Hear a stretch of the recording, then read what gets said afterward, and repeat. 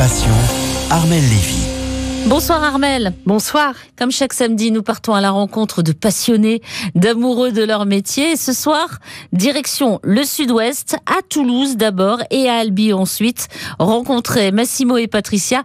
Ils ont tous les deux abandonné leur métier pour devenir chacun artisans fabricant de jeux français. Oui, Massimo Duletti était informaticien à Toulouse. Il créait des simulateurs automobiles pour les jeux vidéo. Le dimanche, avec son fils et son épouse, ils adoraient jouer aux dames et aux échecs, sauf qu'il y en avait toujours un qui regardait. En fait, l'idée est née très simplement pour pouvoir le partager à la fois avec mes amis, en famille, de rigoler ensemble, qu'on puisse jouer à plus de deux. Parce que des jeux de stratégie simples ou complexes, mais qui se jouent à plus de deux, il n'y en a quasiment pas. Il y a 4 ans, Massimo a donc créé Balltrix, un jeu de stratégie avec des billes sur un plateau pour pouvoir jouer à plusieurs, de 2 à 6 joueurs, en famille ou avec ses amis. On jouait donc, comme je vous l'ai dit, aux échecs et le magasin où j'avais à Toulouse, où j'avais acheté un très bel échiquier qui s'appelle d'ailleurs Art et Jeux, je le cite parce que c'est vraiment une boutique qui nous a accompagnés depuis le début de l'aventure, a découvert par hasard, lors d'une discussion avec lui, que j'avais créé ce jeu-là pour mes besoins personnels, pour mes amis.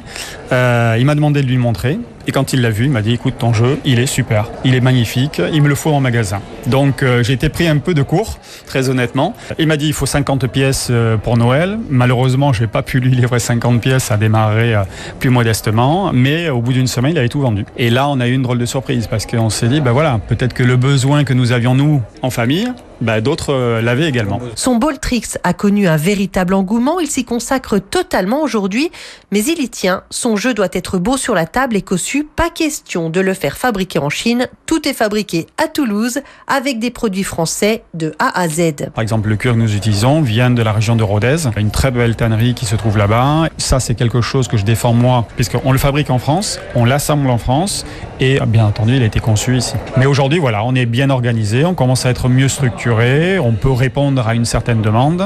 On s'est par ailleurs équipé de machines-outils pour pouvoir le faire. Donc là, ça a été un grand pas pour nous. Parce que finalement, ça veut dire qu'on croyait vraiment dans notre idée en disant, OK, on va faire de l'investissement et on va s'équiper de machines qui coûtent quand même un certain prix. Pour pouvoir le produire, on est tout à fait heureux de l'avoir fait. Et donc ça, c'est plutôt sympa. Massimo en a fabriqué 2000 pièces cette année, vendues 45 €. Ça, c'est un beau parcours. Cette fois, nous partons à Albi, où c'est Patricia, une ancienne hôtesse de l'air, qui a créé son propre jeu éducatif pour faire manger les enfants. Oui, pendant 12 ans, Patricia était hôtesse de l'air, mais elle s'est blessée à la cheville au point de ne plus pouvoir exercer. C'est là qu'elle a pris un tournant décisif. Il s'est passé un petit problème dans l'avion qui m'a obligée à repenser un petit peu ma vie. Et j'ai eu donc l'opportunité de réfléchir à ce que je voulais faire. Et trouver un métier sédentaire, c'est pas facile au début, surtout quand on est comme moi, un petit peu la tête dans les nuages. Patricia a donc eu l'idée de créer un jeu éducatif, le Caméléondine, un jeu de cartes pour inciter les enfants à terminer leur assiette. Par exemple, je suis un légume, j'ai des fans sur la tête et les lapins m'adorent. Pour avoir la réponse, l'enfant doit avoir tout mangé pour retourner la carte et donc l'assiette. Quand on invente un procédé comme le nôtre, c'est très compliqué d'oser en parler parce qu'on se dit, voilà, c'est du rêve, c'est dans ma tête, peut-être que ça va fonctionner, peut-être pas. Comme vous dites, moi j'étais hôtesse de l'air, donc forcément je venais pas d'HEC, j'avais pas d'études marketing, donc on y est vraiment allé au feeling. Et moi ce que j'apprécie, c'est que la France donne la possibilité à des personnes qui ne sont pas issues de grandes écoles de se lancer et de réussir à faire des prouesses. Et c'est ça la France, c'est réussir à internaliser des procédés et à faire des produits super. Dès le début de l'aventure, Patricia s'est appuyée sur Muriel, qui était consultante en marketing produit et stratégie. Ce qui fait qu'on saute le pas, c'est croire en soi et c'est surtout avoir faire les bonnes rencontres. Elles font tout fabriquer en France, elles aussi.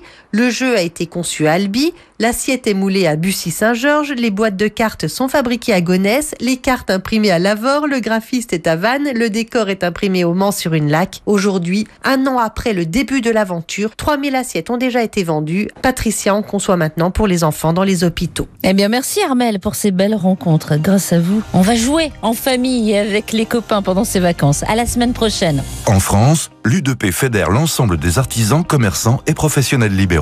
Retrouvez ces entreprises qui sont au cœur de la croissance et de l'emploi sur u2p-france.fr.